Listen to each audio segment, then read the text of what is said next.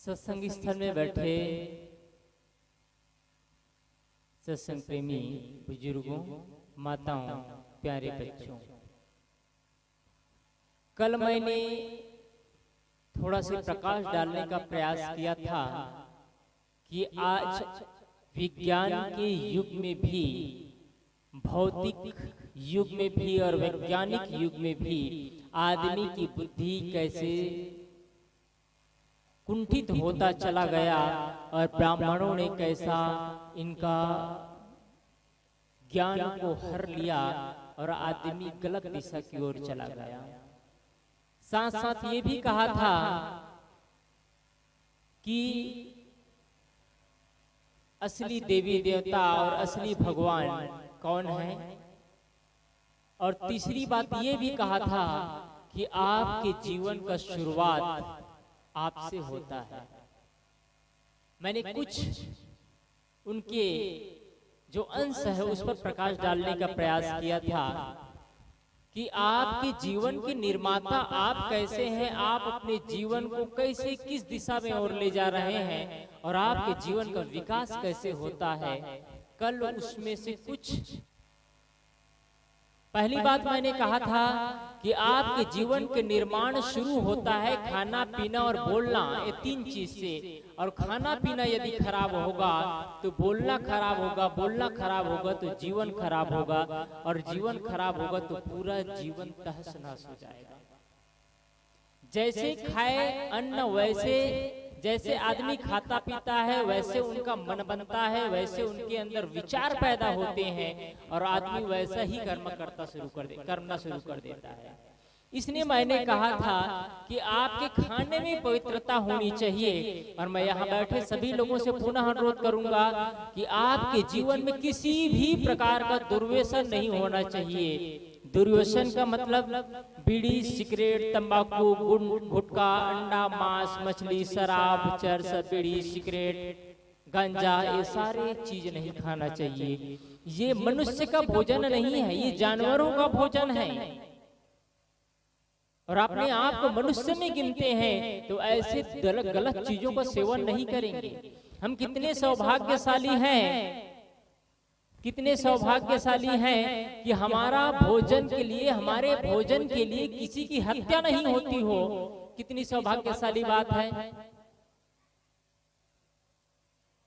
और हमारे भोजन के लिए यदि किसी की हत्या हो रही हो तो कितनी बड़ी दुर्भाग्य की बात है। मनुष्य का भोजन एक ऐसा भोजन है जिसके लिए हरी हरी सब्जियां हैं, अच्छे अच्छे चीज है खाने के लिए, मिष्ठान है, वो चीज खाना चाहिए। लेकिन आदमी क्या खाता है? गलत चीज खाता है। तो गलत चीज खा करके जीवन नहीं बन सकता है। यहाँ बैठे वृद्ध लोग ज्यादा हैं, इसलिए मैं कुछ प्रयास करूंगा कि हमारा जीवन कैसे सार्थक हो। और कुल कहना चाहिए तो बुढ़ापा सार्थक कैसे हो। आज हमारे भारत देश में वृद्ध आश्रम बढ़ते चले जा रहे हैं। कहीं न कहीं इसमें माँ बाप की भी गलतियां हैं, कहीं न कहीं बच्चों की गलतियां हैं। जो आज हमारे इस भारत देश में, जिस देश को धर्म प्रधान देश कहा जाता है, उसी देश में अन्याय और अत्याचार बढ़ते चले जा रहे हैं। इसी भारत देश है जिसको धर्म प्रधान देश कहा जाता है, जहाँ गंगा नदी कहा जाता है इतना मैला कुचला और गंदा किया जाता है। जिस देश के नदी को भगवान माना जाता है, जिस तीर्थ स्थल को भगवान का रूप देखा जाता है, तीर्थ स्थल देखा जाता है, वह गंदगी का पूरा जखीरा पड़ा होता है। और जिस देश में नदी को, नाला को भगवान नहीं माना जाता, साउथ में चले जाइए, अमेरिका में चले जाइए, इजराइल चले जाइए, दुबई चले जाइए, फ्रांस चले जाइए, कहीं भी वहाँ साफ सुथरा दिखाई देता है। जब भगवान माना जाता है वही टट्टी और गंदगी करते हैं। ये आदमी की बुद्धि कैसी है? बुढ़ापा सार्थक कैसे हो? यही एक भारत देश है जिसे धर्म प्रधान देश कहा जाता है और वृद्ध आश्रम बढ़ते चले जाते हैं। बूढ़े माँ बाप होते हैं जो अपने ही बच्चे से पराये होते चले जाते हैं और दूर चले जाते हैं, अपने ही बच्चे से प्यार नहीं पा पाते, अपने ही बच्चे से सम्मान नहीं पाते हैं, और माँ बाप अपने बच्चे के लिए तरसते रह जाते हैं, एक दुखद यात्रा के लिए चले जाते हैं। इसके जिम्मेदार कौन? मैं समझता हूँ इसके अधिकतम जिम्मेदार हर माँ बाप है जो आज अपने बुढ़ापा को कंटिका किरण की तरह दुखद बनाता चला जा रहा है। और जिसकी बुढ़ापा नहीं आया है, सबकी बुढ़ापा एक दिन आना निश्चित है। सभी अपने बुढ़ापा की तैयारी कर ले। बुढ़ापा एक ऐसा है जैसे कोई विद्यार्थी, कोई स्टूडेंट एग्जाम पेपर में, अपने एग्जाम हाल में एग्जाम दे करके आता है, पेपर दे करके आता है, लेकिन जब उसका पेपर अच्छा बना होता है, उसके पहले जब उसकी तैयारी अच्छी होती है तो पेपर के दिन नहीं घबराता है वो, और जब पेपर अच्छा बना होता है तो रिजल्ट के दिन नहीं घबराता। बुढ़ापा में क्या है, यदि जीवन को सही ढंग से जिया है तो जीवन को सही ढंग से नहीं जिया है तो बुढ़ापे में चेहरे में मुस्कान होती है, जहां जाता है वहां मुस्कुराता है, लोगों को हंसाता है, आनंद से जीता है। और जीवन को सही ढंग से नहीं जिया है, जीवन में गलत काम किया है, पाप का काम किया है, न्याय और अत्याचार का काम किया है, पापाचार का काम किया है, लोगों के साथ क्रूरता का व्यवहार किया है, वो आदमी बुढ़ापा में दुखद यात्रा झेलता है। आप जिम्मेदार हैं। कुछ माँ बाप हैं जो जीवन को बहुत अच्छे ढंग से जीते हैं, लेकिन उनके बच्चे खराब निकल जाते हैं, तो इसमें जिम्मेदारी आपकी नहीं है, पर भी आपके चेहरे पे मुस्कान हो सकती है। क्यों होगी मुस्कान? क्योंकि मैंने जो करना चाहिए था मैंने तो किया, मैंने जैसे कर्म करना चाहिए वैसे कर्म किया, मैंने जैसे बच्चों को संस्कार देना चाहिए वैसे बच्चों को संस्कार दिया, मैंने अपने जीवन को जितना तराशना चाहिए वैसे तराशा, बच्चों को जितना सुविधा और साधन देना चाहिए, जितना पढ़ाना और लिखाना चाहिए उतना पढ़ाया और लिखाया। और बच्चे नक्सलाइट और आतंकवाद जैसे काम करते हैं तो मेरी इसमें जिम्मेदारी नहीं है, उनका जीवन है। आपके चेहरे पे मुस्कान होगी क्योंकि आपने अपना कर्तव्य अदा किया है। अभी हमारे साहब कह रहे थे कि माँ अपने बच्चे को कितना लालन पालन करती है, कितने सुरक्षित रखती है, कितना प्यार से दूध पिलाती है, खिलाती है, पिलाती है, सब करती है। मैं आप लोगों से पूछूं, क्या इतना बस से माँ बन गए? किसी के कोख से कोई बच्चा पैदा हुआ, इतने मात्र से कोई माँ हो जाती है? उनका पालन पोषण कर दिया, उनको खिला पिला दिया, इतना से कोई पिता बन जाता है? इतना से इनके घर में कोई, किसी के घर में बच्चे पैदा होने से, किसी के नाती पोते आने से कोई क्या दादा और दादी हो जाते हैं? हकीकत कहा जाए तो बाहर रूप से हो जाते हैं, लेकिन नहीं। मात्र बच्चे पैदा होने से, मात्र दूध पिला देने से, बड़ा बना देने से, इतने मात्र से कोई माँ नहीं हो जाती है, और पिता नहीं हो जाता है, और दादा दादी नहीं हो जाते हैं, कोई चाचा चाची नहीं हो जाती है। जब तक अपने अंदर मातृत्व भाव पैदा ना हो तब तक कोई माँ नहीं हो सकती, और जब तक अपने अंदर पितृत्व भाव पैदा ना हो तब तक कोई पिता नहीं बन सकता है। मातृत्व भाव का मतलब है ऐसा विशाल हृदय जो बच्चे को हर क्षण, हर पल, हर समय एक सही दिशा की ओर ले जाता हो। एक पिता है जो अपने बच्चे को हर क्षण, हर पल, हर समय सही दिशा की ओर ले जाता हो, और बच्चे के लिए अपना जीवन निछावर कर देता हो, जो कभी गलत खाता नहीं है, गलत पीता नहीं है, गलत बोलता नहीं है, गलत सोचता नहीं है, गलत करता नहीं है। क्या ऐसे पिता पूजनीय नहीं होंगे? क्या ऐसे पिता के बच्चे अपने माँ बाप को चरण स्पर्श नहीं करेंगे? क्या ऐसे पिता की वंदना नहीं होगी? लेकिन कहाँ होता है?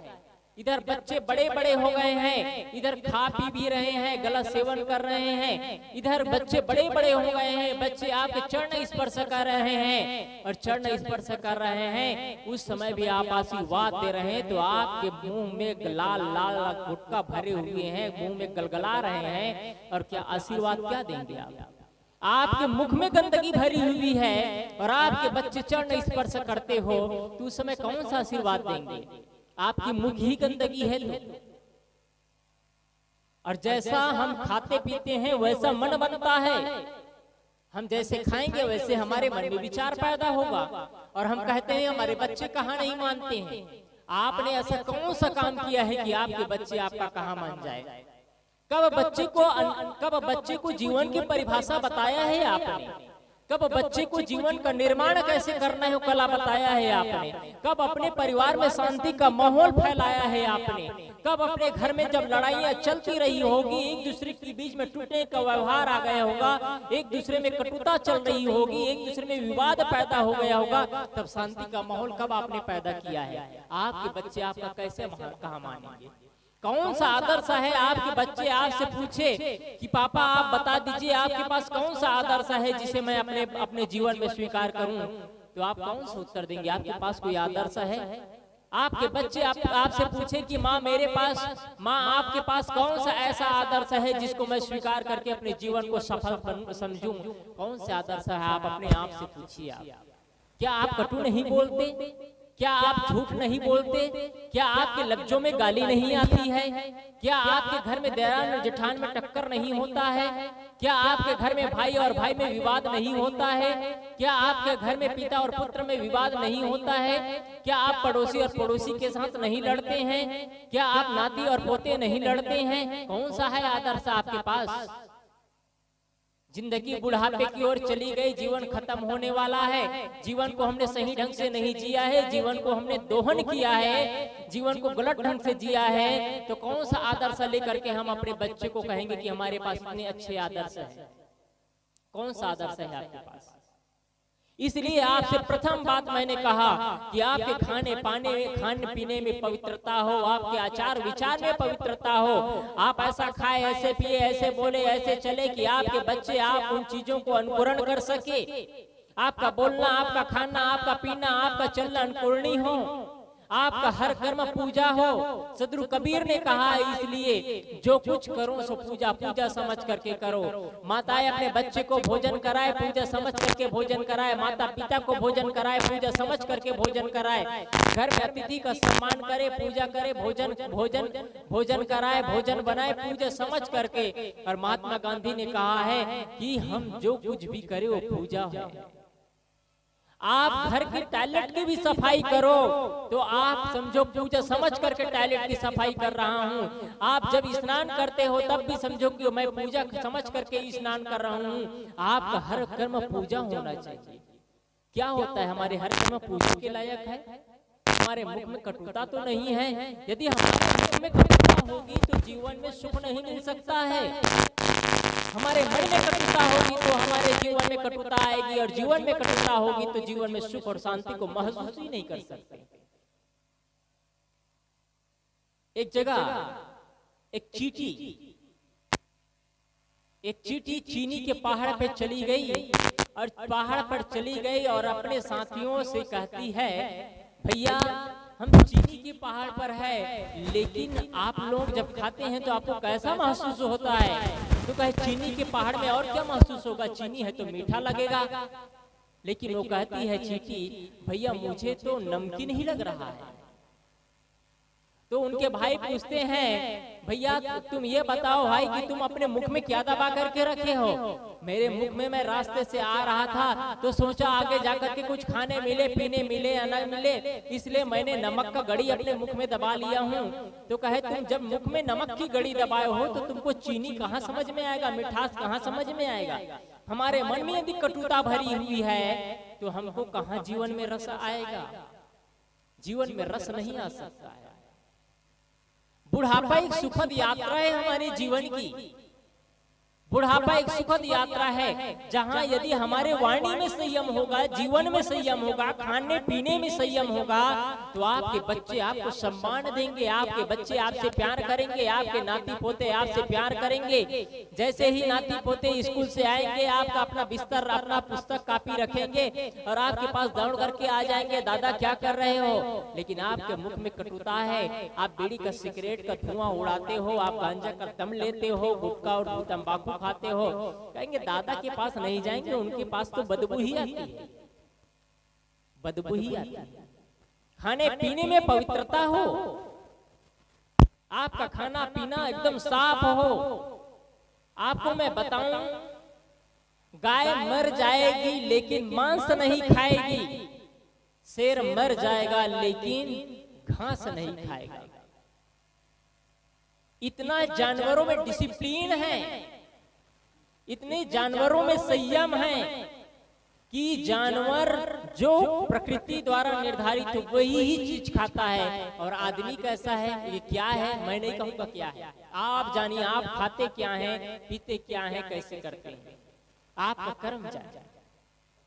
इसलिए आप सभी से निवेदन करना चाहूंगा, यदि आप बुढ़ापा की सुखद यात्रा चाहते हैं तो अभी से शुरुआत कर लीजिए। बुढ़ापा कैसे जीना उसकी तैयारी कर लीजिए, अभी से तैयारी कर लीजिए। यदि आज आप मृत्यु को सोचते हैं, मृत्यु को देखते हैं, तो मृत्यु में घबराएंगे नहीं। आज आप बुढ़ापा को देखते हैं कि बुढ़ापा में मेरा असहाय हो जाऊंगा, हो सकता है बुढ़ापे में मेरा कोई साथ नहीं दे पर भी मेरा मन मेरा साथ होगा, तो आपके मन में प्रसन्नता होगी, आपका जीवन सुखद होगा। कुछ बुढ़ापे में देखिए, जब पेड़ में फल लदे होते हैं तो फल लदे होते हैं, फल जितने पकते जाते हैं फल मीठा होता चला जाता है। लेकिन बुढ़ापा में क्या होता है, जब हमारा जीवन मिलता है तो जीवन मिलने के बाद शरीर जितना पकता जाता है, शरीर जितना पकता जाता है, वाणी में उतनी कटुता आती चली जाती है। एक छोटा सा बच्चा है, वो प्यार से बोलता है, तुतला करके बोलता है, उनकी बातें सब सुनना चाहता है। लेकिन एक 80 वर्ष का बूढ़ा है, वो बोलता है तो कर कर कर कर की आवाज आती है, उनके बातें, उनसे कोई बात नहीं करना चाहता है, उनसे प्यार से मिलना नहीं चाहता है। इन बुढ़ा के पास जाओ तो चालू हो जाता है महापुराण, उनकी शिकायत, उनकी शिकायत, उनकी शिकायत। क्यों शिकायत करके अपनी जिंदगी को आप नरक बनाते हैं? आपसे मैं पुनः कहूंगा, आपके बेटी हो, आपके बेटे हो, आपके बहू हो, आपके दामाद हो, आपके नाती हो, आपके पोते हो, आपके पड़ोसी हो, आपसे प्यार न करे, आपको सम्मान न दे, आपके सही ढंग से बर्ताव न करे, पर भी कभी आप उनकी निंदा और टिप्पणी नहीं करना, आपका जीवन और नरक बन जाएगा।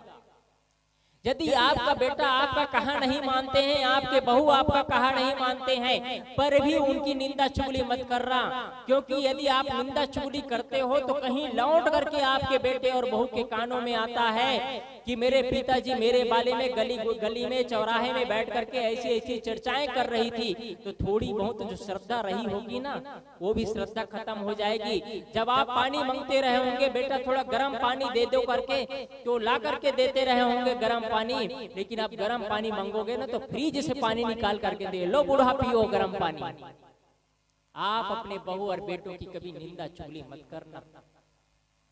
खाने में पवित्रता, मैं इस चीज पर बहुत कई बार कह रहा हूं, हमारे जीवन में खाने के लिए इतनी इतनी अच्छी चीज है, आपके मुंह में लिप्सापन ना हो,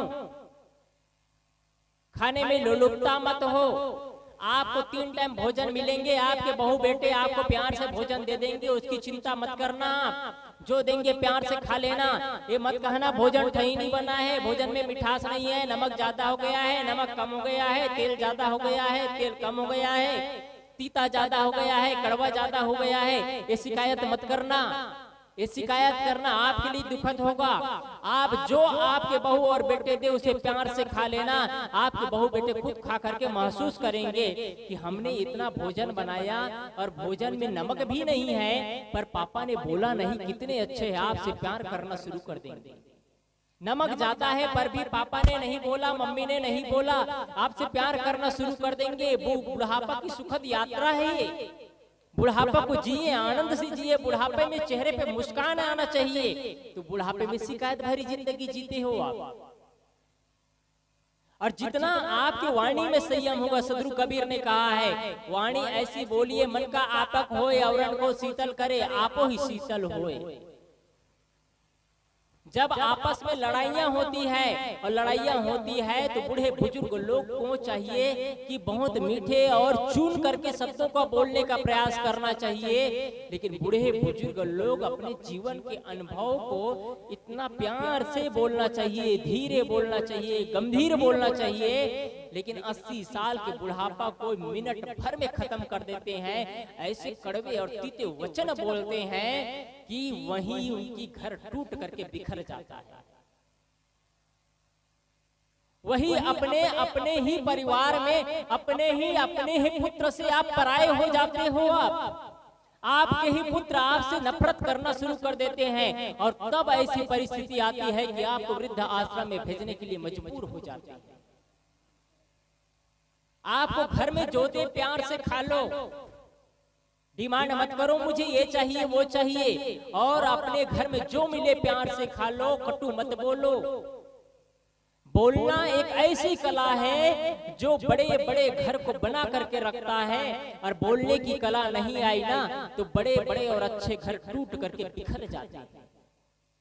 घर टूटने में समय नहीं लगता, घर बिखरने में समय नहीं लगता है, यदि बोलने की कला सही नहीं होती है तो। बोलने की ही कला है जो हमारे भारत देश में जो महाकाव्य है, आपको बताऊं दोनों महाकाव्य की बात है, बोलने की कला नहीं थी, बोलने की तमीज नहीं थी, इसलिए महाभारत युद्ध होता है और इसलिए सीता हरी जाती है।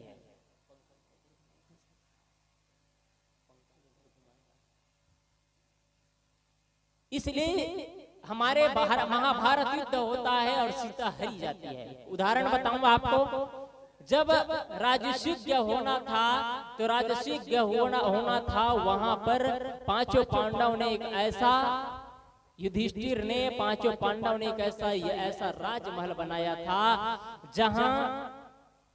जहां राजमहलों में जल थल दिखाई देता था, थल जल दिखाई देता था, जहां दीवालें नहीं वहां दीवालें दिखती थी, जहां दीवाल है वहां दीवाल नहीं दिखता था।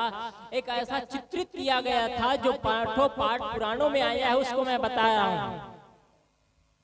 बच्चे यहाँ बैठे हैं, ए बच्चे, जो बच्चे शांति से बैठ सकते हैं बैठो, अन्यथा पीछे चले जाओ।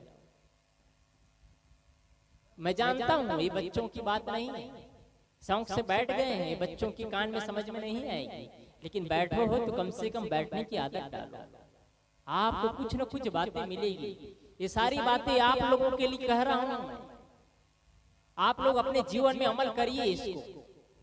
मैं कोई कहानी और किस्सा नहीं बताना चाहता, मैं किसी जीवन के ऐसे चीजों को बता करके अपना समय को व्यर्थ नहीं बहाना चाहता। मुझे बेशकीमती समय मिला है, आज मेरे पास समय है, आधा पौन घंटा की समय है मेरे पास, बस इसके बाद में आप चाहेंगे कि आप कहें, आपकी बातें सुनूं, इम्पॉसिबल, संभव नहीं है। कल आप चाहेंगे कि कल और कुछ हो जाए, कल इतना समय हम यहाँ से 600 किलोमीटर दूर रहेंगे। इसलिए मैं आपको कह रहा हूं कि आज अवसर मिला है। बड़े बड़े पंडित पुराण लोग कहने वाले होते हैं भगवान की महिमा, इसकी महिमा उसकी महिमा बताएंगे, कब जीवन की महिमा कब बताएंगे आप? इसकी कथा उसकी कथा, जीवन की कथा तो बताना चाहिए, जीवन को कैसे जीना है ये चीज ही नहीं बताते हैं, मूल चीज को छोड़ देते हैं। ये देवता के बारे में, वो देवता का चरित्र हरण, वो देवता का चरित्र हरण, और अच्छे अच्छे महापुरुषों को गलत ढंग से साबित कर देते हैं। पुराण कथाओं में कहने वाले श्री कृष्ण के चरित्र को इतना धूमिल कर देते हैं, ऐसे महापुरुषों के चरित्र को धूमिल नहीं करना चाहिए। आइए मैं अपनी बात पर आऊं, इसलिए आप ध्यान से सुनिए। हर व्यक्ति जिस व्यक्ति यहाँ जितने लोग बैठे हैं, सभी के जीवन में यदि कोई दुर्घटना ना घटी, कोई एक्सीडेंट नहीं हुआ, तो सब लोग बुढ़ापा देखेंगे। कोई दुर्घटना ना घटी, कोई एक्सीडेंट नहीं हुआ तो सब लोग बुढ़ापा देखेंगे। इसलिए बुढ़ापा को कैसे जीना है इसका सूत्र बता रहा हूँ। मैंने पहले ही कहा, खाने पीने में संयम हो, बोलने चालने में संयम हो। बोलने में संयम नहीं होता, उसका परिणाम बहुत दुखद होता है। हमारे भारत देश में महाभारत युद्ध हुआ, बोलने में संयम नहीं था, इसी का परिणाम है। दुर्योधन राजसूय कर रहे थे, वहां दुर्योधन को बुलाया गया था, युधिष्ठिर राजसूय कर रहे थे, वहां दुर्योधन उस महल में आता है, और मैंने बताया चित्रण ऐसे किया गया था कि जल थल थल जल दिख जाता।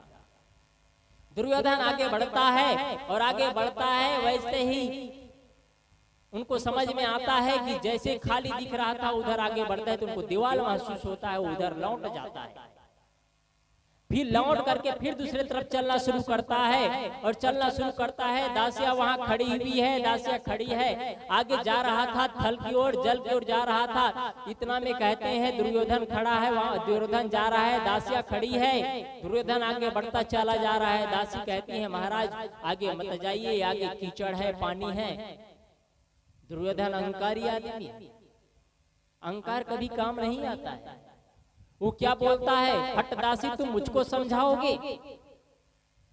और वो आगे बढ़ता है, जैसे ही आगे बढ़ता है और आगे बढ़ते ही पानी में गिर जाता है, कीचड़ से लथपथ हो जाता है। उधर से जोर से हंसा करके हंसती हुई, जोर से हंसती हुई उधर से द्रौपदी कहती है, अंधे के अंधे पुत्र पूरा महाभारत युद्ध हो गया।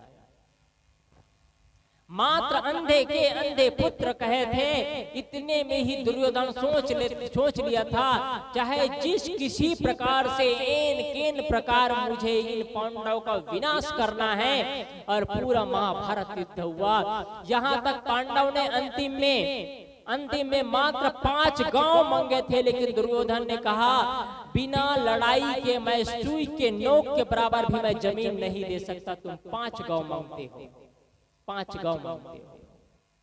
आत्मीय बंधुओं, बोलने में संयम चाहिए। आप जितना प्यार से बोलेंगे दुश्मन भी आपके पराये हो जाएंगे। आप जितना प्यार से बोलेंगे पड़ोसी आपसे प्यार करेंगे, आपके आने वाले मेहमान आपसे प्यार करेंगे, आपके आई साइड रहने वाले लोग आपसे प्यार करेंगे। और आपको बोलने की कला नहीं आई, आप कटुता बोलना शुरू कर दे, कर की आवाज शुरू कर दे, प्यार से नहीं बोले, खींच करके बोलेंगे, तो आपके बहू और बेटे भी आपसे पराये हो जाएंगे। आप घर से बेघर हो जाओगे, कोई देर नहीं लगेगा। दूसरी घटना है, हमारे भारतीय परंपरा में चलता है, श्री राम और माता सीता और लक्ष्मण की कहानी है ये। जब श्री राम को वनवास होता है, श्री राम वनवास चले जाते हैं और साथ में उनके लक्ष्मण जाते हैं और माता सीता जाती है, और माता सीता और लक्ष्मण साथ में है। और वहीं कहीं जंगल में किसी को पता चलता है कि एक सुंदर युवक आया है, शूर्पणखा आती है, देखती है, उस पर मोहित हो जाती है और मोहित हो जाती है, उनसे कहती है मैं तुमसे शादी करना चाहती हूँ, मैं तुमसे शादी करना चाहती हूँ। श्री राम से कहते हैं, श्री राम कहते हैं मैं तो शादीशुदा हूँ, तुम लक्ष्मण के पास चले जाओ। लक्ष्मण को वही बात कहती है, एक बार 2 बार कहती है, नहीं मानने पर लक्ष्मण उनके नाक कान काट देते हैं। इतना में जाकर के शूर्पणखा वहां जाती है रावण के पास में, और रावण को बताती है कि भैया जंगल में एक रूपवती स्त्री आई है, बहुत सुंदर स्त्री है, आप उनको घर में ला लो। और वहां चली जाती है, वहां रावण चला जाता है सीता को हरने के लिए चला जाता है। और सीता को हरने के लिए चला जाता है, लेकिन सीता को हरने की ताकत उस पर नहीं है। वो जानता है कि ये लोग बहुत शूरवीर है, इनसे मैं युद्ध नहीं कर सकता हूँ। तो करता क्या है, मारीच को हिरण का रूप धारण करके भेजता है, और मारीच चला जाता है। और रावण मारीच को देखते हैं, सीता देखती है और कहती है मुझे यह स्वर्णकम मृग चाहिए, बहुत सुंदर है। लक्ष्मण इतने में कहता है, श्री राम से कहती है सीता माता कि मुझे यह स्वर्ण मृग चाहिए। श्री राम कहते हैं लक्ष्मण तुम्हारी भाभी को यह स्वर्ण मृग पसंद है, इसको लाना होगा। लक्ष्मण कहते हैं भैया ये राक्षसों से घिरा हुआ जंगल है, यहाँ कोई स्वर्ण मृग होता नहीं है, कोई जालसाज है, इनके चक्कर में नहीं फंसना चाहिए। श्री राम कहते हैं तुम्हारी भाभी को पसंद है, चाहे जैसे हो भी हो, इसको लाना होगा। और जाता है, श्री राम जाता है, जैसे ही मारीच को बाण मारता है, श्री राम के आवाज में लक्ष्मण पुकारता है। माता सीता घबरा जाती है, और माता सीता घबरा जाती है और कहती है जाओ तुम्हारे भैया विपत्ति में, जाओ तुम्हारे भैया विपत्ति में है और तुम अपने भैया की रक्षा करो। लक्ष्मण कहता है भैया को कोई विपत्ति नहीं हो सकती, आप उसकी चिंता मत करिए, आप आराम से रहिए। बार बार कहने पर जब लक्ष्मण नहीं जाता है, तब माता सीता बोलती है तुम लोग पहले से भरत और तुम लोग पहले से अयोध्या में मीटिंग कर चुके थे कि श्री राम को मार देंगे और श्री राम को मार लेंगे और सीता को अपना लेंगे। मैं तुम्हारे चंगुल में नहीं फंसने वाली हूँ, तुम कुल के नीच हो, कुल के अंगार हो, ऐसे कटु वचन बोलना शुरू कर देती है। मर्यादा पुरुषोत्तम श्री राम की भारिया है, वो उनकी पत्नी है, उनको ऐसे कटु वचन बोलने की क्या जरूरत थी। पर ऐसे कटु वचन बोलती है। वो कहते हैं तुम लोग कुल के नीच हो, कुल के अंगार। जैसे कोई आदमी गर्म शीशा को गोल करके गरम गरम कांडों पे डाले तो कितना चुभन होता हो, ऐसे ऐसे कटु वचन बोलना शुरू कर देती है। इतना में लक्ष्मण चले जाता है, कहते हैं अब अपने भाभी से कि मैं लक्ष्मण रेखा खींच रहा हूँ, इस लक्ष्मण रेखा से बाहर मत जाना, तुम्हारा कोई कुछ नहीं कर सकता, बाल के बाका नहीं कर सकता तुम्हारा, बस तुम इस लक्ष्मण रेखा के अंदर रहना। और लक्ष्मण चला जाता है। जैसे ही लक्ष्मण जाता है, श्री राम भी नहीं है, रावण ब्राह्मण का वेश धर के लक्ष्मण सीता को हरने के लिए आ जाता है। जैसे ही प्रवेश करना चाहता है, वो जानता है कि मैं यहाँ प्रवेश नहीं कर सकता हूँ, मैं यहाँ जाऊंगा तो भस्म हो जाऊंगा लक्ष्मण रेखा के अंदर। तो रावण कहता है कि भिक्षाम देही, और भिक्षा मांगते हुए कहता है। और तब सीता बोलती है, माता सीता बोलती है, हे ब्राह्मण आप यहाँ आकर के भिक्षा ले लो। रावण बोलता है, जब तक तुम लक्ष्मण रेखा से बाहर ना हो तुमसे मैं भिक्षा नहीं ले सकता, और तुमको बाहर आकर के ही देना होगा। और माता सीता जैसे ही उससे बाहर निकलती है, उनको रावण हर करके ले जाता है। यदि कटु वचन नहीं बोलती तो माता सीता नहीं हरी जाती। आप भी कटु वचन नहीं बोलते तो आपके घर में तांडव नहीं मचता। आप भी कटु वचन नहीं बोलते तो आपके बच्चे आपसे प्रेम करते, आपके बहू आपसे प्रेम करते, आपके नाती पोते आपसे प्रेम करते। लेकिन आपने कटु वचन बोल करके जीवन को बर्बाद कर दिया, जीवन को बर्बाद कर दिया। इसलिए आप सभी से मैं निवेदन करना चाहूंगा कि वाणी में मिठास हो, वाणी करकर ना हो। सदगुरु कबीर की मैंने पंक्ति कही कि ऐसे वाणी बोलिए मन का आपक होए, आवरण को शीतल करे आपो ही शीतल होए। ऐसे वाणी का हमेशा उपयोग करना कि सदगुरु कबीर साहब की वाणी है, ऐसे वाणी बोलिए मन का आपक होए, अपने आप को अच्छा लगे और अहंकार खत्म हो जाए। आवरण को शीतल करे आपो ही शीतल होए। सदगुरु कबीर साहब क्या कहते हैं, ऐसे वाणी का उपयोग करना जो कि बोलने पर औरों को शीतलता प्रदान मिले, औरों को शीतलता महसूस हो और आपको भी शीतलता महसूस हो। ऐसे वाणी का उपयोग करना। क्या हम ऐसे वाणी का उपयोग कर पाते हैं? ऐसे वाणी का उपयोग नहीं करते हैं, इसलिए हमारा बुढ़ापा कठिन और तकलीफ होता चला जाता है। बुढ़ापे की स्थिति आ जाती है, शांति से भजन करना चाहिए, शांति से आत्मचिंतन करना चाहिए। ये बुढ़ापा है, शरीर जर्जर होते चला जा रहा है, थोड़ी दिन की जिंदगी है, थोड़ी सी जिंदगी में मुझे किसी के साथ नहीं उलझना है, मुझे शांति से जीवन को जीना है, ये आत्मचिंतन करना चाहिए। लेकिन ये आत्मचिंतन और भजन होता नहीं है, क्योंकि जीवन को गलत ढंग से दोहन किया गया है, जीवन को गलत ढंग से जिया गया है, इसलिए आत्मचिंतन नहीं होता है। और बुढ़ापा में कर कर की आवाज करना शुरू कर देते हैं, आपका बुढ़ापा दुखद होता चला जाता है। आपके पास बुढ़ापे में पैसा ना हो, आपको बुढ़ापे में कोई सैलरी ना मिलता हो तो भी चलेगा, लेकिन आपके पास में अमृत की तरह, शहद की तरह मीठे वाणी का सैलरी होना चाहिए, मीठे वाणी का पेंशन होना चाहिए आपके पास, जो आप औरों को बांट सके। लेकिन आपके पास में कटुता का बैंक बैलेंस भरा हुआ है, आपके पास में एक जखीरा पड़ा है कटु वाणी का, जो जीवन भर आपने बोला है। क्यों जीवन को आप गलत ओर ले जाते हैं और दोष देते हैं? बच्चे हमारा कहाँ नहीं मानते। मैंने पहले ही कहा कि आपने बच्चों को कब वो पाठ सिखलाया है?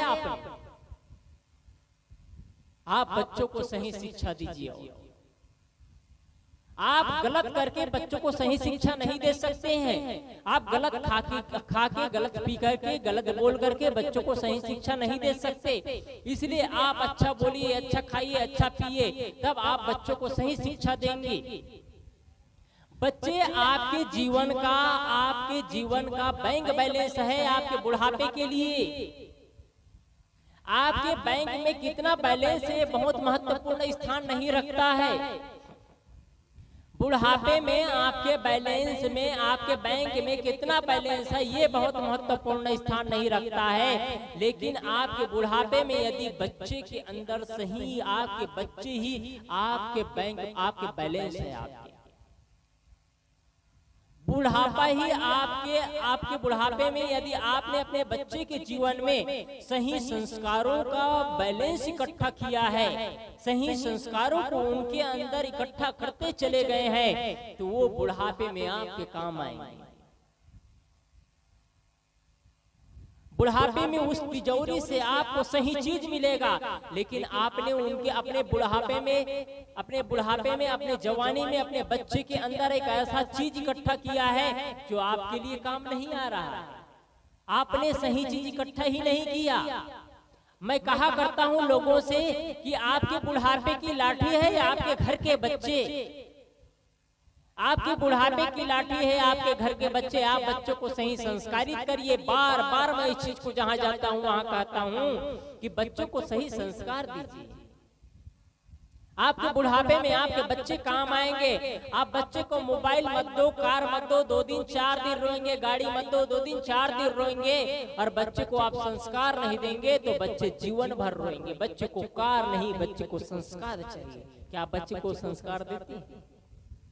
संस्कार देने का मतलब इतना ही नहीं है कि आप प्राइवेट स्कूल में पढ़ा देते हैं, अच्छी पढ़े लिखे शिक्षा ग्रहण कर लेते हैं, अच्छी पढ़ाई लिखाई हो जाती है, उनके पास डिग्रियां हो जाती है, उनके पास नौकरी हो जाता है, पैसा कमाना शुरू कर देता है। इतना ही संस्कार नहीं है, ये तो बाहरी चीज है। ये तो बाहरी चीज है। ये तो जिनके माता पिता नहीं है वो लोग भी अनाथ बच्चों को पढ़ा लिखा देते हैं, अनाथ बच्चों को भी नौकरी दिलवा देते हैं। और आपके बच्चे, आप भी वही करें, अनाथ बच्चों की तरह आप पालन पोषण करते गए, सिर्फ पढ़ा लिखा दिए, सिर्फ नौकरी दिलवा दिए, सिर्फ पैसा कमाने का तरकीब सिखा दिए, तो आपने क्या सिखाया? कुछ नहीं सिखाया। बच्चों को जीवन जीने की तरकीब सिखलाई। कैसे बोलना है, कैसे खाना है, कैसे पीना है, कैसे चलना है, कैसे वाणी वर्ताव करना है, कैसे जीवन को संचालन करना है, ये पाठ आपने बच्चों को सिखलाया ही नहीं, तो कैसे आपके बच्चे आपसे प्यार से बात करेंगे? प्यारे बच्चों,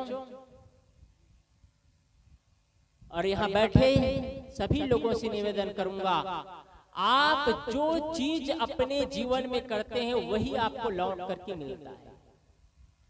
आपके जीवन की एक बहुत बड़ी कमाई होती है। आप जीवन में जो दूसरे के जीवन में बोते हैं, इस बात को सुन लीजिए, बहुत महत्वपूर्ण वाक्य है। आप अपने जीवन में जैसे भी जिए, लेकिन आप जो दूसरे के जीवन में, फिर से सुने, आप जो दूसरे के जीवन में बोते हैं अपने जीवन में काटते हैं। आप दूसरे के जीवन में जो बोते हैं अपने जीवन में वही फसल आप काटते हैं। अभी आपने क्या बोया है? बगल में धान लगा है, बगल में भुट्टा लगा है। काटते समय आप तिल और अरहर काटेंगे क्या? भुट्टा काटेंगे और धान काटेंगे, ना कि गेहूं तिल अरहर काटेंगे। यदि आपने दूसरे के जीवन में प्रेम का बीज रोपित किया है तो आप अपने जीवन में प्रेम का फसल काटेंगे। यदि आप दूसरे के जीवन में करुणा का बीज रोपित किया है, आदर और सम्मान और सत्कार का बीज रोपित किए हैं, तो अपने जीवन में भी करुणा का बीज और आदर और सम्मान और सत्कार का बीज काटे, फल फसल काटेंगे। आप कौन सा बीज रोपे हैं?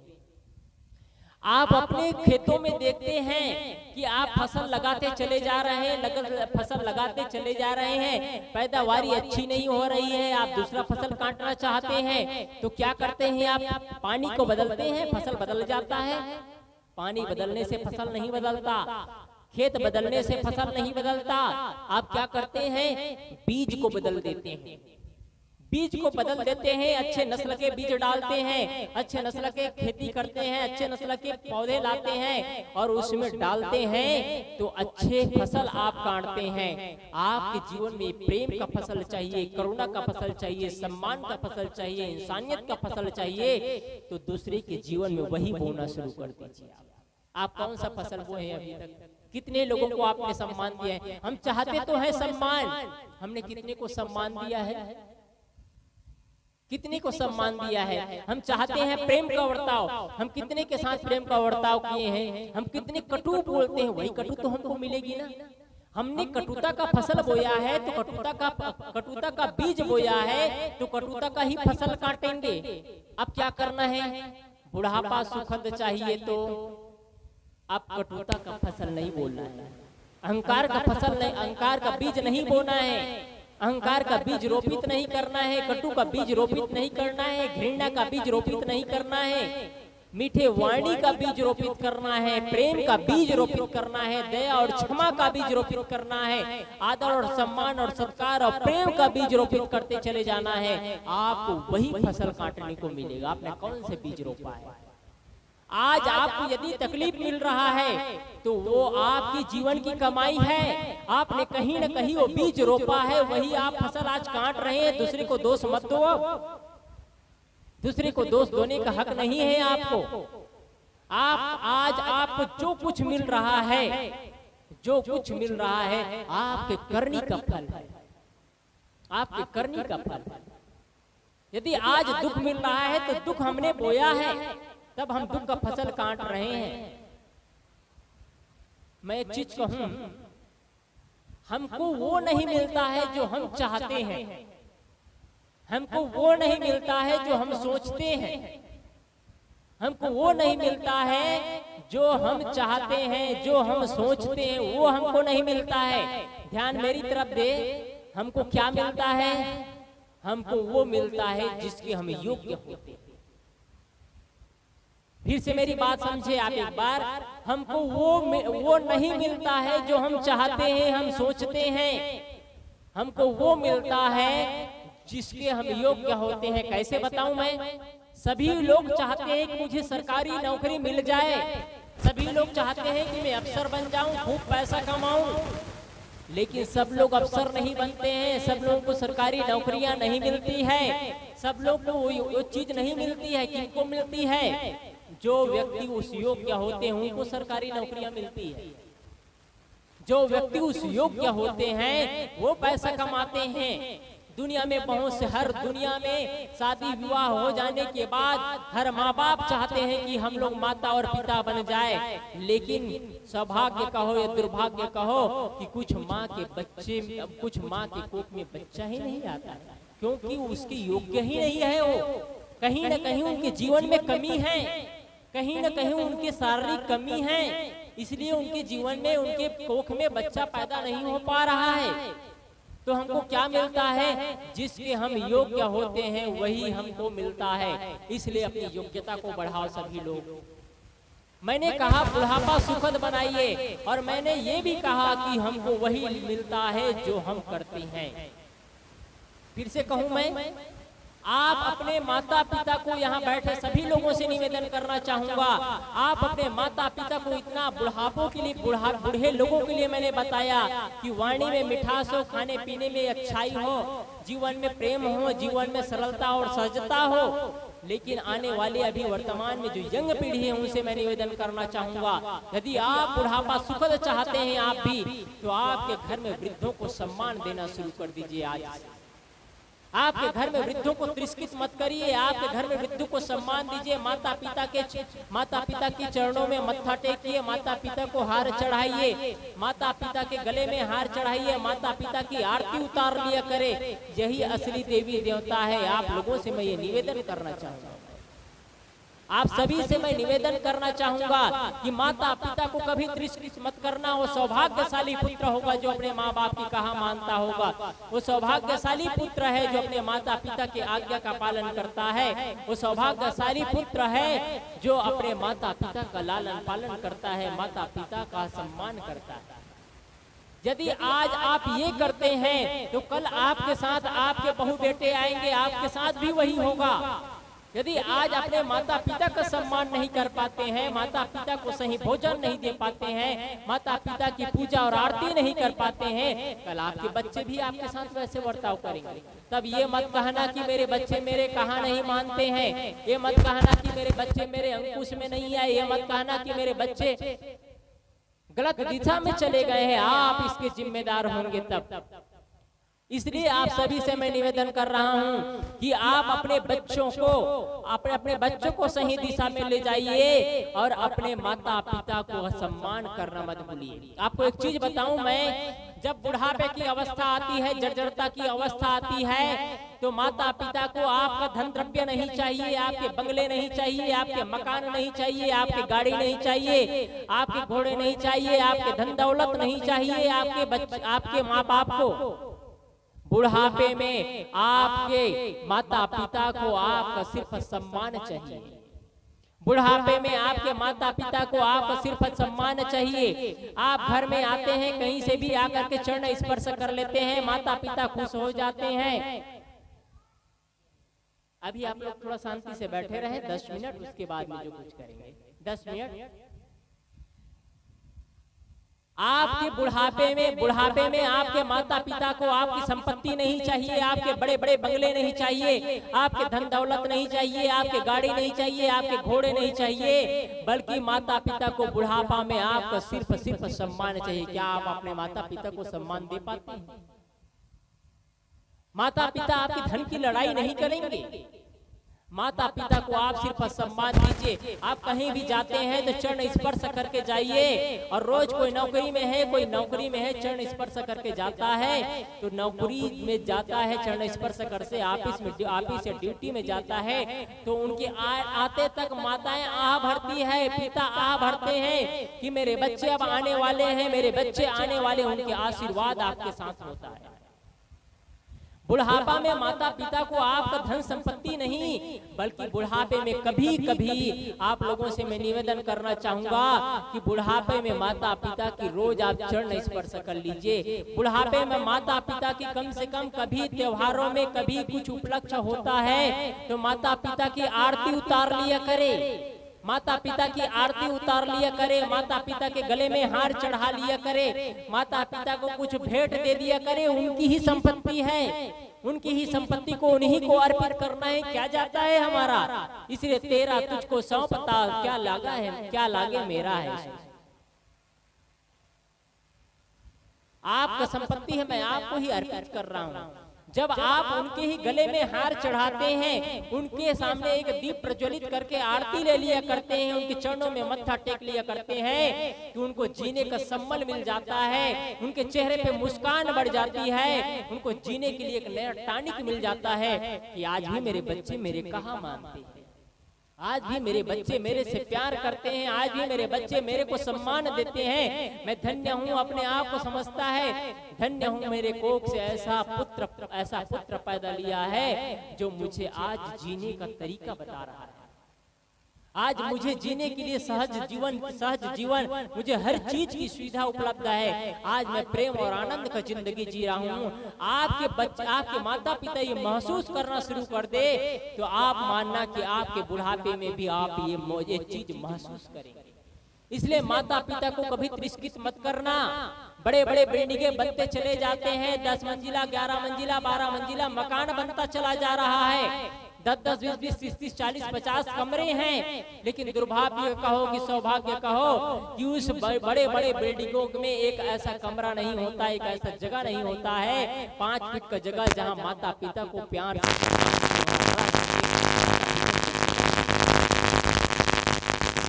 एक जगह एक बहुत बड़ा बिल्डिंग बना था और बहुत सुंदर मकान बनाया गया था, संतों का वहां स्वागत किया गया। और जैसे ही मकान में प्रवेश करते समय लिखा गया था, मार्बल बिछा हुआ है, सभी तरफ टाइल लगाया है, फॉल सीलिंग किया गया है, और उसमें लिखा गया है सामने ही गेट पर मकान के ऊपर में मातृ छाया। मकान में लिखा गया है मातृ छाया। जैसे ही घर में प्रवेश करते हैं, प्रवेश करने के बाद संत पूछते हैं घर में कुल कितने सदस्य हैं। पूरे सदस्य की हिस्ट्री बताते हैं, 6 सदस्य हैं। कहते हैं 6 सदस्य में कौन कौन? माता पिता और मैं, मेरी पत्नी, मेरे बच्चे। लेकिन कुछ दिन पहले अब हम लोग 5 सदस्य हो गए और हम लोग बीच में 5 सदस्य रहते हैं। पिताजी गुजर गए।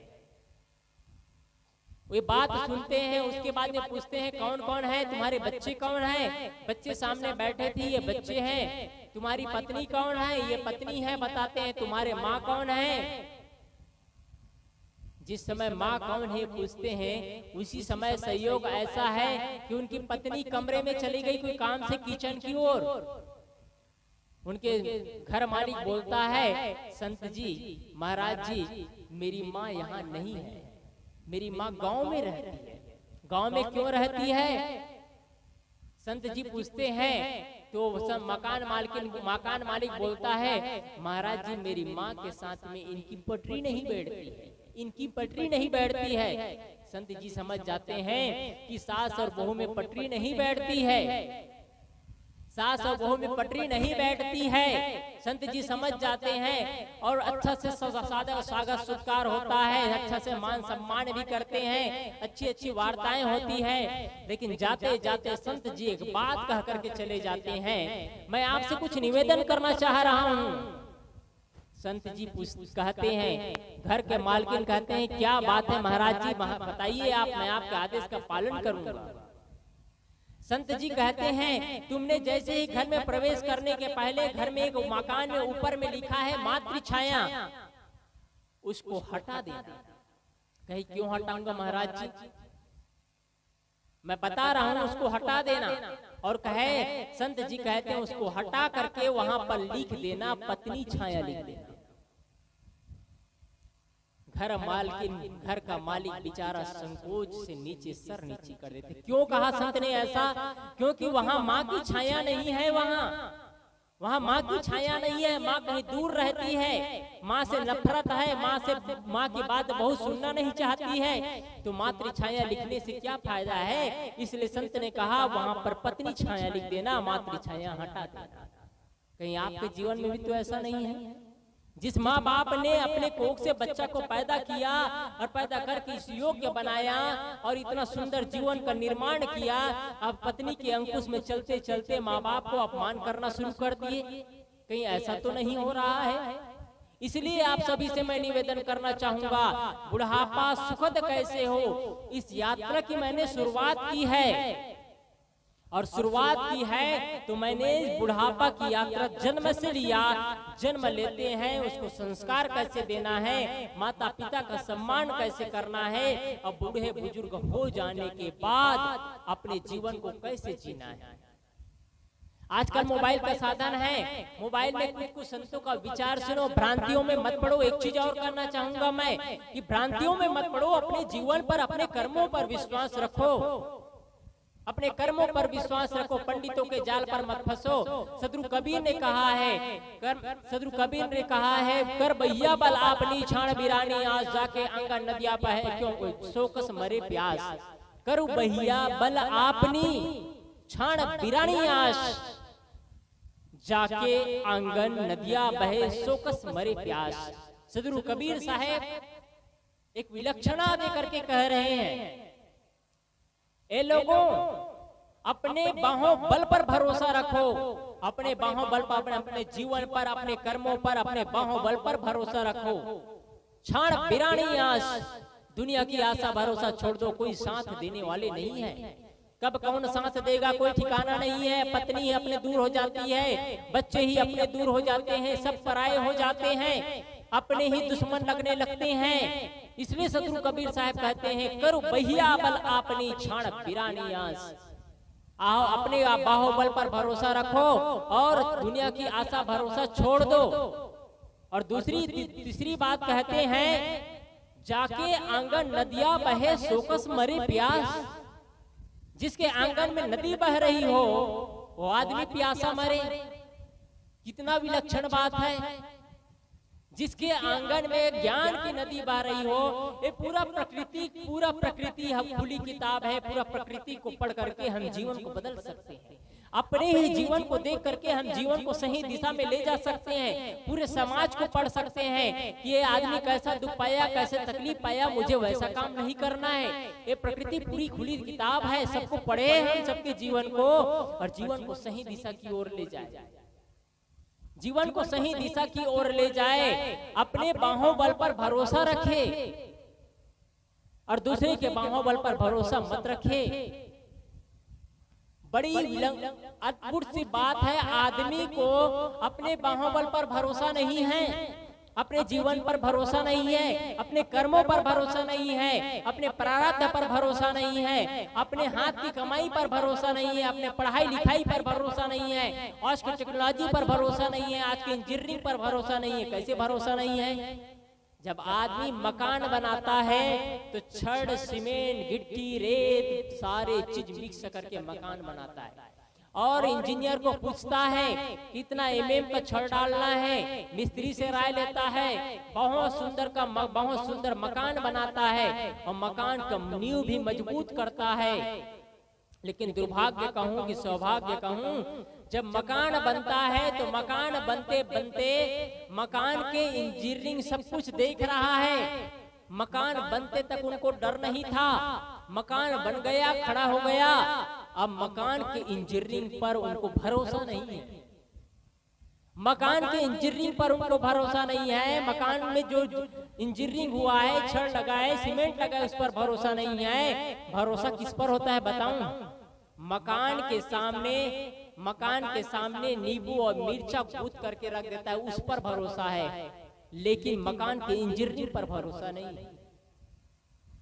मकान के सामने नींबू और मिर्चा लगा दिया, मकान कभी टूटेगा नहीं, मकान के अंदर कोई आदमी मरेगा नहीं, मकान के अंदर किसी का एक्सीडेंट नहीं होगा, मकान के अंदर किसी का तबीयत खराब नहीं होगा, कोई जड़ सुधार नहीं होगा, जड़ बुखार नहीं होगा, किसी की मृत्यु नहीं होगी, कोई चोरी नहीं होगा, कोई अन्याय नहीं होगा। मिर्चा और नींबू लगा है।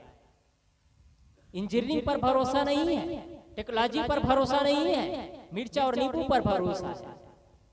एक आदमी जयपुर में एक जगह गए थे, तो एक आदमी करीब 80 लाख रुपए का मकान बनाया था। 80 लाख रुपए का मकान बनाया, सुंदर मकान का निर्माण किया, और मकान निर्माण करने के बाद पूरा मकान तैयार हो गया, और मकान तैयार हो गया तो मकान के ऊपर में एक हंडा लटका दिया था, काला काला हंडी, और उसमें सफेद सफेद का टैटू बना दिया था, और एक बगल में एक पुराना टायर को लटका दिया था मकान के ऊपर में। एक संत ने पूछा, ये सब क्यों बनाया गया है? मकान बहुत सुंदर दिख रहा है, टाइल बिछा है, मार्बल बिछा है, फॉल सीलिंग हुआ है, मकान एकदम इंजीनियरिंग ढंग से, बहुत टेक्नोलॉजी से बनाया गया है, इनमें कोई नुक्स निकालने लायक नहीं है, इतना सुंदर मकान में पुराना टायर क्यों लटका दिया गया है? तो उस बगल के पड़ोसी ने कहा, महाराज जी, मकान में टायर और हंडा इसलिए लटकाया गया है ताकि इसमें किसी का नजर मत लगे। संत ने कहा, बहुत अच्छी बात, अरे लटकाना ही था तो नया टायर लटका देते, पुराना टायर लटका दिए। फिर संत क्या कहते हैं, एक काम करना, इस मकान में टायर लटकाने से इस मकान में किसी का नजर नहीं लगेगा, तो उनको चाहिए घर मालिक को बता देना, अपने गले में एक नया टायर लटका देंगे, उनको मौत की नजर नहीं लगेगी, मौत की नजर नहीं लगेगी। कैसा विडंबना है। आदमी की बुद्धि कितनी, टेक्नोलॉजी पर भरोसा नहीं, इंजीनियरिंग पर भरोसा नहीं है। जब आदमी गाड़ी लेता है तो गाड़ी लेता है तो 80 लाख रुपए की गाड़ी लेता है, करोड़ रुपए की गाड़ी लेता है। उन गाड़ी को, एक गाड़ी के निर्माण करने पर कई करोड़ रुपया खर्चा होता है प्रथम गाड़ी के निर्माण में, क्योंकि उसका स्ट्रक्चर बनता है, उसकी बॉडी बनता है, उसका पूरा आकार दिया जाता है, तो उसके लिए एक फर्मा तैयार किया जाता है, और फर्मा तैयार करने में कई करोड़ रुपया लग जाता है। उसको टेस्टिंग किया जाता है, कहीं फैल तो नहीं हो रहा है, बार बार चेकअप किया जाता है गाड़ी का, बार बार चेकअप किया जाता है गाड़ी के बनते समय, कोई फॉल्ट तो नहीं आएगा, कुछ एक्सीडेंट तो नहीं होगा, आपको कुछ रिस्क नहीं आएगा। बार बार उस गाड़ी के इंजीनियरिंग करते समय कई बार चेक किया जाता है। एक गाड़ी के निर्माण करने में कई करोड़ रुपया लगता है।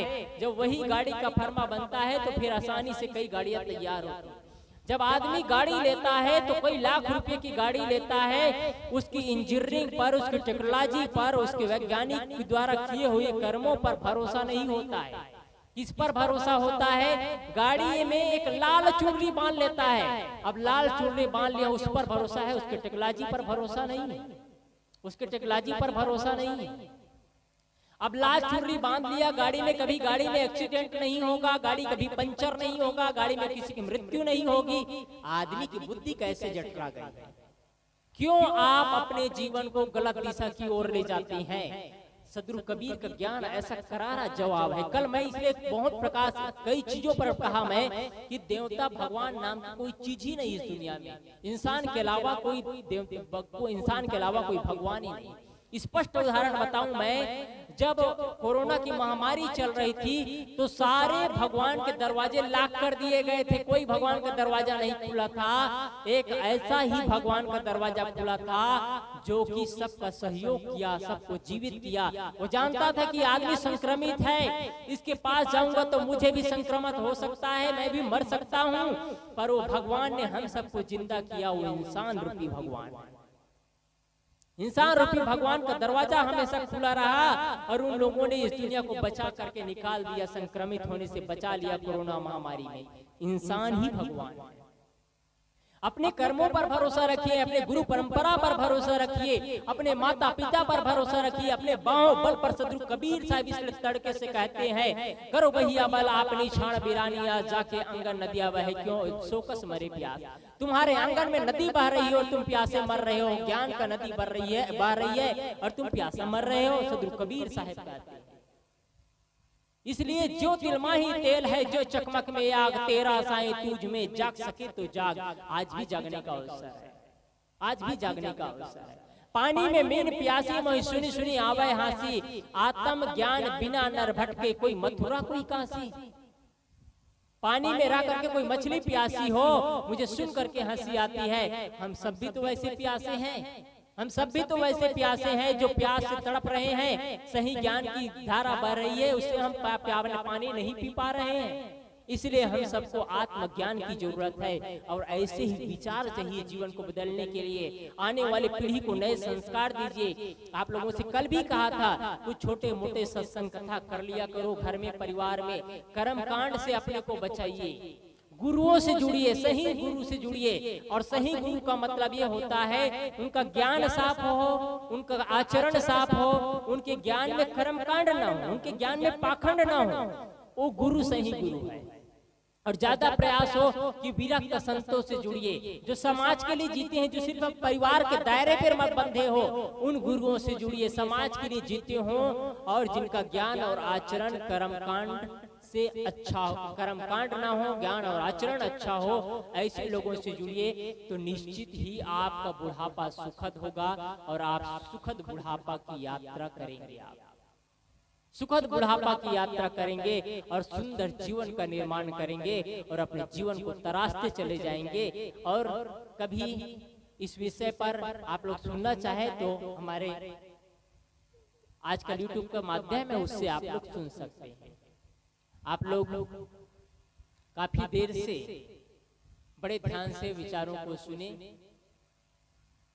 आप लोगों को अनेक अनेक धन्यवाद है। मैंने तीखी शब्दों का भी प्रयोग किया, ये मेरे शब्द नहीं है, प्रकृति का नियम को बताया है। मैंने अपने से बना करके नहीं कहा है, मैं कोई चीज थोपना नहीं चाहता, इसलिए मैंने कहा। मैं कभी ये चीज नहीं कहूंगा कि मेरे से जुड़ो, मेरे से, हमारे संतों से, मेरे ही गुरुजनों से जुड़ो तो आपकी कल्याण हो जाएगा। मैं ये चीज नहीं कहूंगा, क्योंकि कल्याण कोई पदार्थ नहीं है कि जो मेरे से जुड़ने से मिल जाएगा। कल्याण आपकी मन की अवस्था है, मोक्ष आपकी मन की अवस्था है। आप मन को पवित्र करेंगे तो आपको मोक्ष मिलेगा। कल्याण मुक्ति कोई पदार्थ नहीं है। आप जैसे जैसे जीवन जिएंगे वैसे वैसे मिलेगा। इसलिए मैंने सही सही जो चीज समझ में मेरी बुद्धि में जितनी आई मैं कहने का प्रयास किया और आप सभी को मैं अनेक अनेक धन्यवाद देता हूँ। और राम हमसे पहली बार कहना चाहिए इस जगह में आना हुआ और राम जन्म जी से पहली बार मुलाकात हुआ। YouTube के माध्यम से कहीं से वो विचार सुने थे, उनको विचार अच्छा लगा तो उन्होंने रिक्वेस्ट किया। तो मैं कहा भी उनको कि हम इतना दूर से आएंगे, आपका बहुत काफी खर्चा हो जाएगा और नजदीक के लोगों को बुला लीजिए। मैंने एक दो बार कहा भी उनको, तो कहे हमारे नजदीक में कोई नहीं है, आप आ जाइए। तो उनके रिक्वेस्ट पर हम लोग यहाँ पर आए और मुझे अच्छा लगा कि जितने लोग यहाँ बैठे हैं सभी ध्यान से सुन रहे हैं। मुझे ऐसा महसूस हुआ कि आप लोगों को मेरी बात कुछ अच्छी लग रही है, हमारे संतों की बात अच्छी लग रही है, आदरणीय संतों की। तो आप लोगों ने ध्यान से सुना। यहाँ आने के बाद कोई लौट करके नहीं गए, पूरा सब लोग कल भी और आज भी सुनते रहे। आप लोगों को अनेक अनेक धन्यवाद। राम जन्म जी को अनेक अनेक धन्यवाद, जो कि अपने निजी संपत्ति का कुछ अंश निकाल करके इस धर्म और परमार्थ के काम में लगाए और अपने आप में महसूस कर रहे हैं कि मैं अच्छा काम कर रहा हूँ। ऐसे काम आप सब भी करें। और आप सभी की ओर से एवं संत समाज की ओर से राम जन्म जी को अनेक अनेक धन्यवाद और आप सभी को संत समाज की ओर से अनेक अनेक धन्यवाद। बोलिए सद्गुरुदेव की जय।